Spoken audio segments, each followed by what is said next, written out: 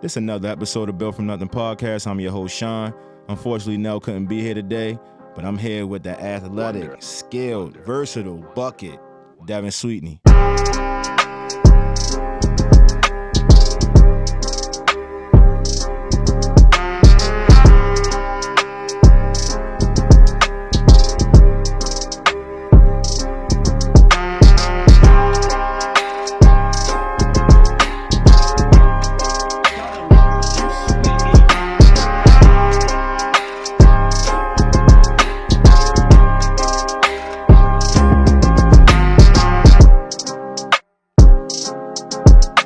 Thank you for coming through, man.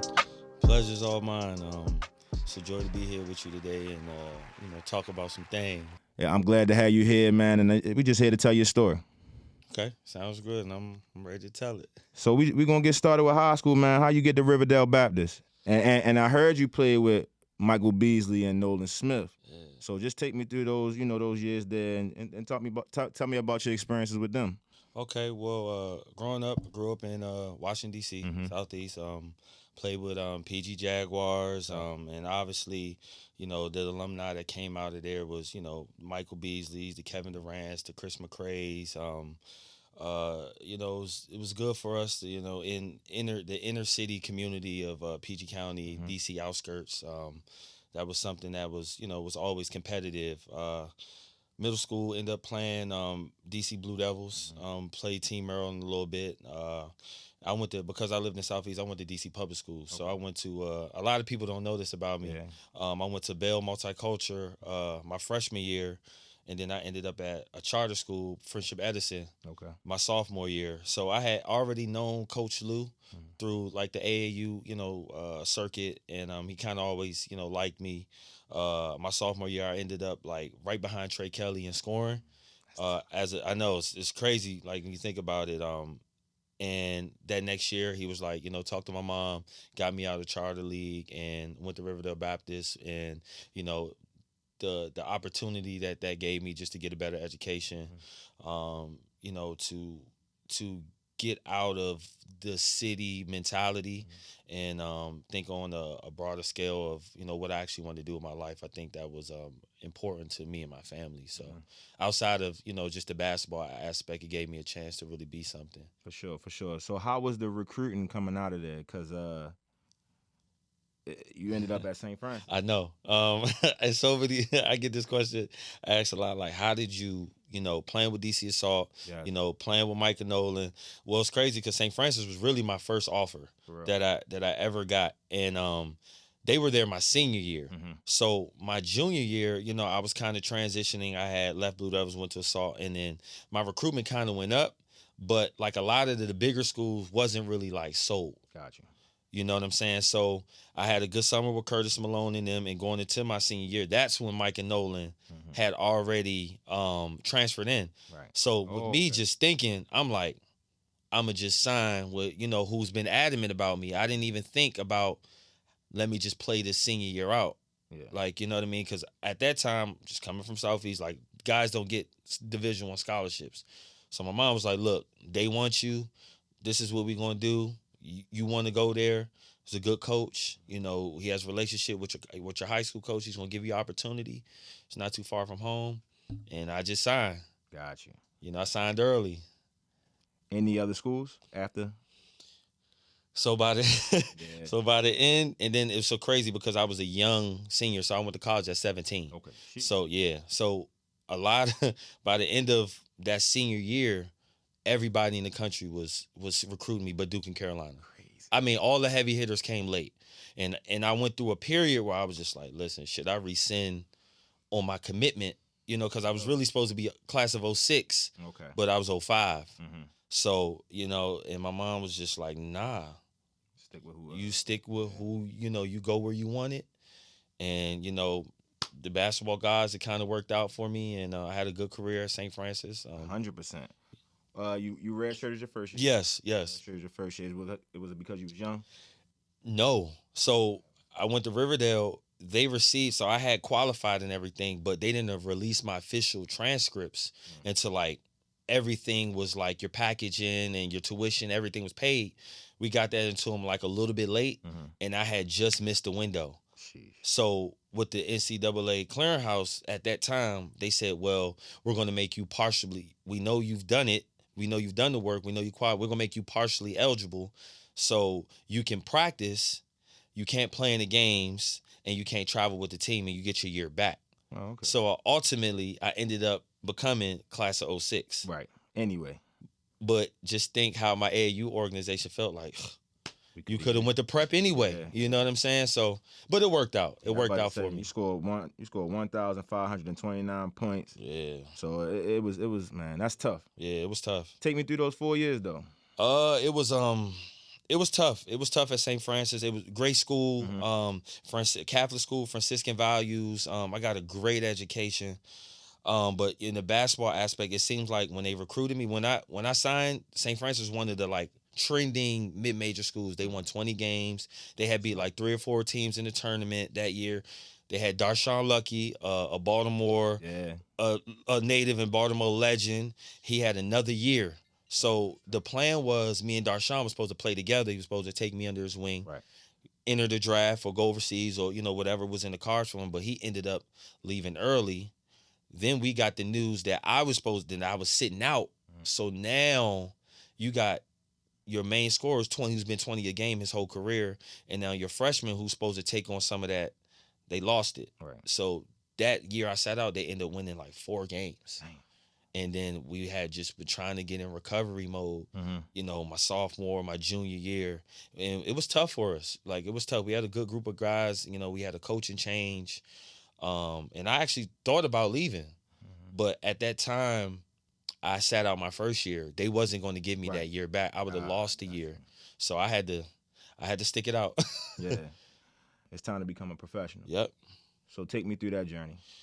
Even though we didn't have a lot of success collectively, like winning, it built character. For sure. So my senior year, we actually found, because we would never make the conference tournament. Like, we made it my last year.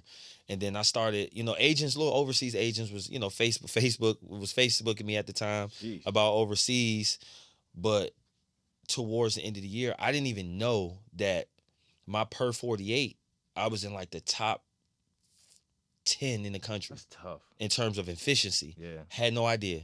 Now I'm getting power agents, Andre Buck, Jamie Knox, like, guys that are, had legit NBA guys are like texting my mom like, yo, your son got a shot. And I'm like, shot at NBA? Like, I knew I'd probably go overseas or something, but, they ended up giving me draft workouts and, it was like a thing. You know what I'm saying? I'm like, wow, here's I'm at one of the worst D1 schools, record-wise, and now I'm working out for NBA teams, and I just think that was just a testament to just being resilient, being a good person, working hard every day. Every day I worked on my game. Even when my 5th year, I stayed in the gym twice a day, just to continue to grow, continue to get better, try to maximize my opportunity. And that's something I've always, I was always the guy that was always in the gym. Yeah. Like, so, and, it worked out. Like, the universe worked. That's tough. Who did you end up getting the workout for? I 2 official with the Wizards, 1 with the Bobcats, 1 with the Pacers, I believe. That's tough. That's tough. So, So, as a professional, just to name a few places, using Switzerland, Mexico, Belgium, Greece, just to name a few, because I know in Switzerland you got a championship, right? Yeah, I got I was fortunate. Well, in 12 years, I played 17 countries. So I was so crazy. Yeah, that is crazy. That's a lot of traveling. That's a lot. Yeah. When it sounds crazy talking about it, but it's like during that 12-year space, it's like you don't really think about. You always think about what's next. What's next? Yeah, for sure. You know what I'm saying? So I was fortunate to play some good places. But I would say competitive outside of the the NBA opportunity I got. I would say competitively probably Greece. Oh yeah, that's a good. Greece was I wish I got my money, for I ain't gonna say no names, but to whoever's watching, I wish I got my money, but which is always a struggle. For people over doing that job. Yeah, right? And that was COVID year too, so it was a lot. The world was just going through a lot, but I would say Greece was when you go into them gyms, Panathinaikos and 20,000, and they got bullhorns and they throwing They shooting flare guns in the gym and throwing fire and stuff in. Man, listen, it's a different environment. 100%. You know. You did end up getting the MVP up in Canada too, which was tough. Yep. But eventually, you got to get to the Denver Nuggets, right? I need to know what happened with that, man. That's a hell of man. It's so wild because I never played summer league, and I had never, and I didn't play a minute in the D League. I had got drafted, but at that time it was D League. I had went to 2 D League teams, but I had never got on a official opening day roster. You know, just for whatever reason, injuries or just moving parts or whatever, just not right the situation. But I got through it because of TBT. So I was playing. I got invited to play with City of Gods and you know, shout out to Joe Conley's director of scouting in Minnesota. I pre-drafted with him with the Baltimore guys, Ricky Harris, Kevin Palmer, Jamar Young. Shout out to them. Reggie Holmes, Jermaine Dixon. You know, that was my year. So I was, you know, iron sharpening iron. So we in there killing each other, you know, and these my brothers to this day, you know, and Joe was our draft, and I was playing City of Gods with Posthumous Abansu, James Gist, Mike Sweetney, DeMar Johnson, Dave Hawkins, Hamidi Njai. I mean, I think we had like 6 or 7 former NBA guys. James White, and I was coming off the bench, and we were playing, I think, Syracuse alum, and they had some guys out there, Demetrius Nichols, Terrence Roberts. They had some guys, and I played well. Xavier Silas goes down, foul trouble. I end up like leading the team. I ended up leading the team and scoring off the bench. Didn't even know it. That's tough. You know, and they inquired about me, and I had just had my son, and I got a call from Joe saying, "Hey, listen, the Nuggets want to sign you." And I'm just like, off the rip. I'm like, what do you mean? Like, I'm thinking it's like a vet camp or like a mini camp, or he said, nah, you got like a really good chance of making the roster. That's hard. And then here's a guy that didn't play high D1, didn't play major D1, didn't get drafted, you know, didn't play in the D League, didn't play summer league, but some way somehow I was in a position, you know, to have my name on the back of that jersey. And I just think it was just a testament to just, you know, just working hard, being a good person, man. I tell these kids every day, man, work. 100%. You know, because Kevin Durant is working, you know, Russell Westbrook is working. All of them. You know, Chris Paul working. Yeah. These guys, Steph Curry working. You know what I mean? They're training like they're broke, and they're trying to make the team. Right. So what's our excuse? None. These guys got millions, billions of dollars. No excuse. You know, and I'm just forever grateful for, you know, just the opportunity, and just, you know, if I never touched another ball again after that moment, respect. I'm good. Respect. You know what I'm saying? Like, I'm good, man. Who was on that team? Yeah, the team wasn't they didn't have much success, but Will Barton, this is Mike Malone's first full-time year. Jokic, he was a rookie. Gallinari, Kenneth Faried, Darrell Arthur, Jameer Nelson, Mike Miller, Gary Harris, loaded. Loaded. Nurkic, Joffrey Levine. I'm trying to think. Matt Janin, Eric Green. I'm sorry, my brother Eric Green. Shout out EG. Yeah, man. Emmanuel Mudiay. Yeah. Randy Foye. Yeah. So, I mean, and, you know, they was at the bottom at the totem pole at that point. You know what I'm saying? So I'm like, going into it, I'm like, listen, I thought like, yo, these dudes about to be way better than me. Like, I got there, I was like, oh, no, I can hoop out here. I can play. Right. Yeah, because I just was focusing on the work. Like, I wasn't worried about the praise. I was like, listen, I'm going to train. Shout out Joe Conley, Hanif Hill, Jamal. Like, you know, I met those guys. I met Jamal later, but, you know, I just buried myself in the gym, man. Yeah. I think for me, just seeing, you know, like a Jameer Nelson, you know, at the facility at 6 a.m., you know, working on his body, doing yoga. Wilson Chandler was on that team too. Yep. Shout out Wilson Chandler. Chandler. And them two was in the gym 6 a.m. You know, before anybody, and they was getting paid. Yeah. You know what I'm saying? So I think I was just like, you know, I gotta step. And I was already a gym rat, but I'm like, yo, I gotta step my game up. Yeah. You end up actually getting to play in the G League, right? Right. Finally. Yeah. But for your hometown team, right? The Capital City Go-Go's, right? Yep. How was that? It was a great experience. I would say that, you know, I think at that particular time, I was, you know, trying to, you know, make the push. I probably should, if I can go back and do anything differently, when I left Denver, I probably should have went to the D League. Then versus taking the money and going overseas. Yeah. I ended up rupturing my patella tendon in Belgium, and then it took me a year and a half to get myself back to like elite, you know, form.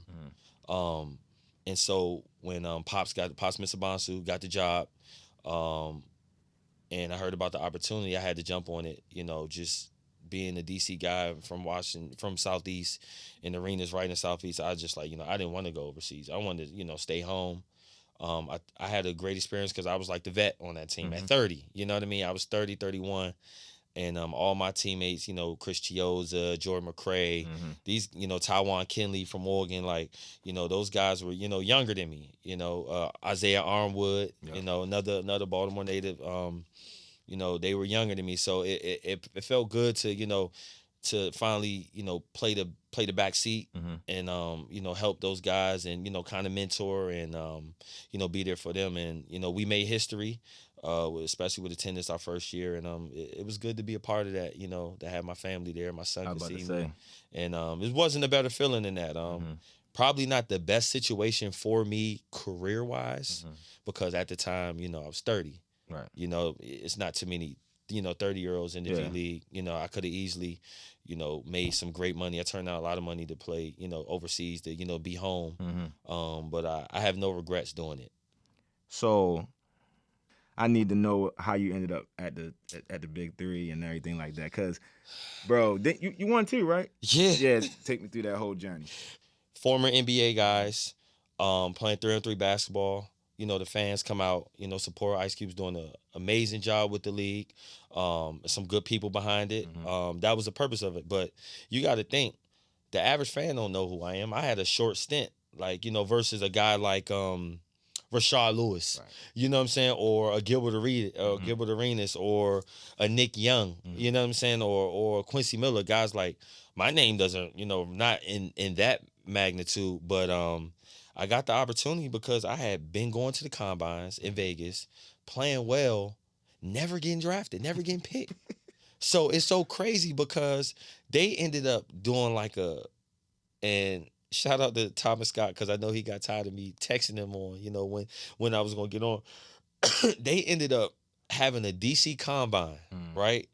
And, you know, by this time, I'm like fed up, like, man, I'm tired. I'm not doing it. Like, I'm not doing it. So something just told me just to go. Right? Went there, played well. I'm like, man, listen, they call.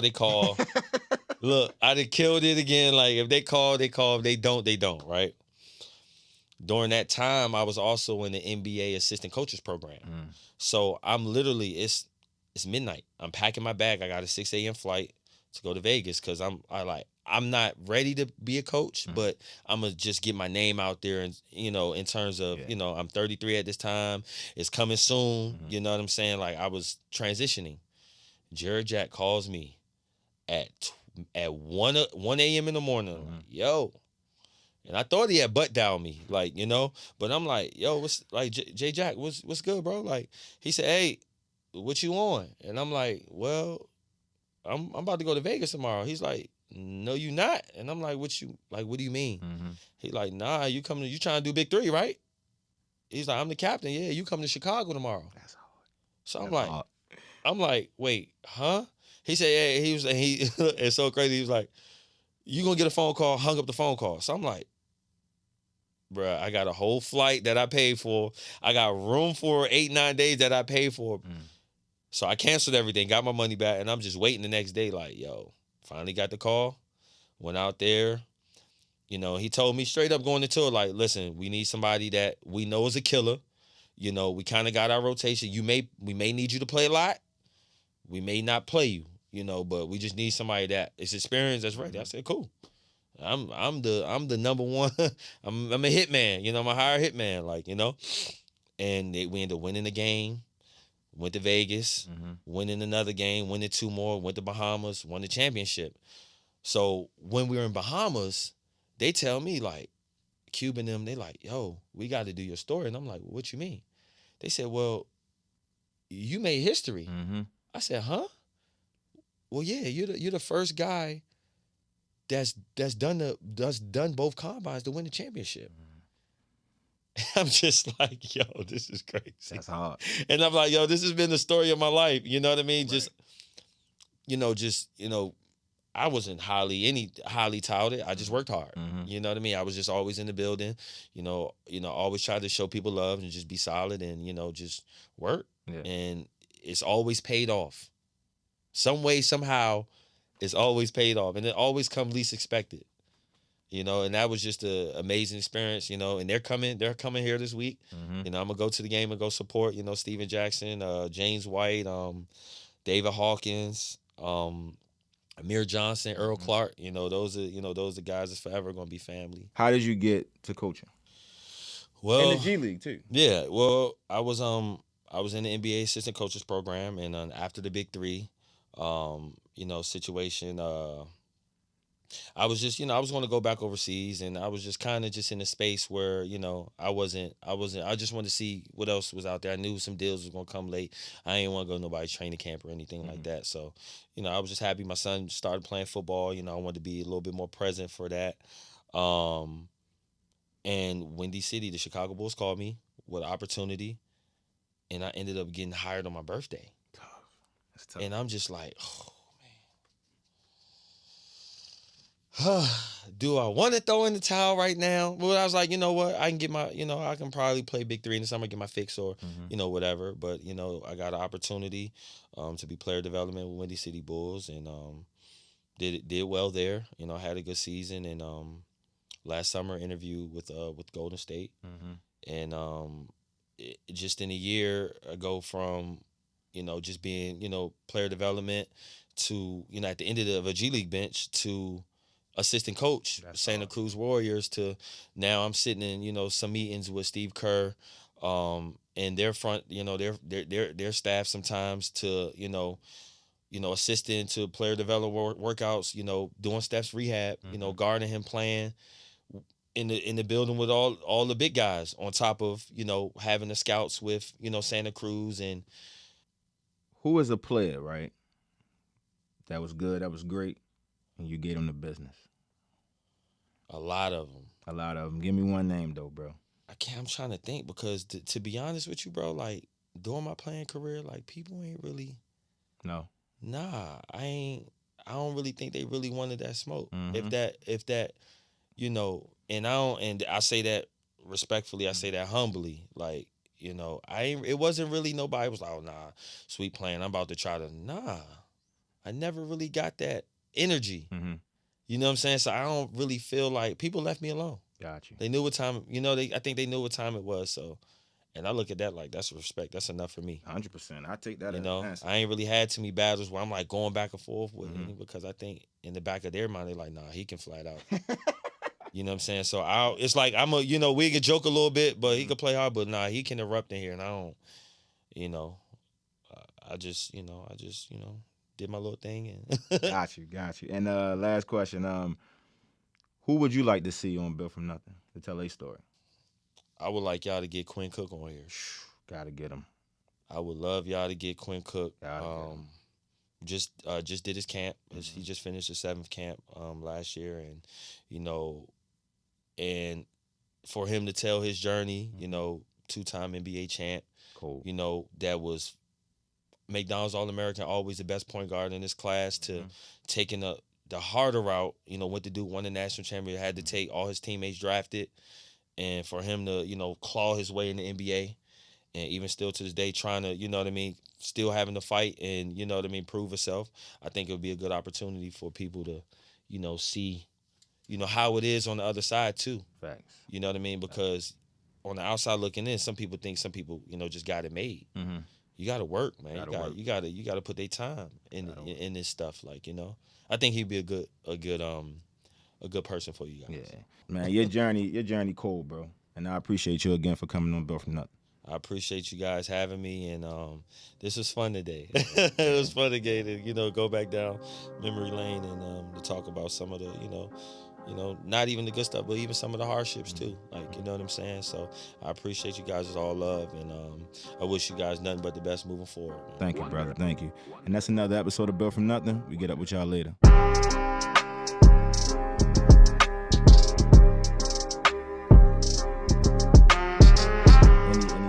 Any story?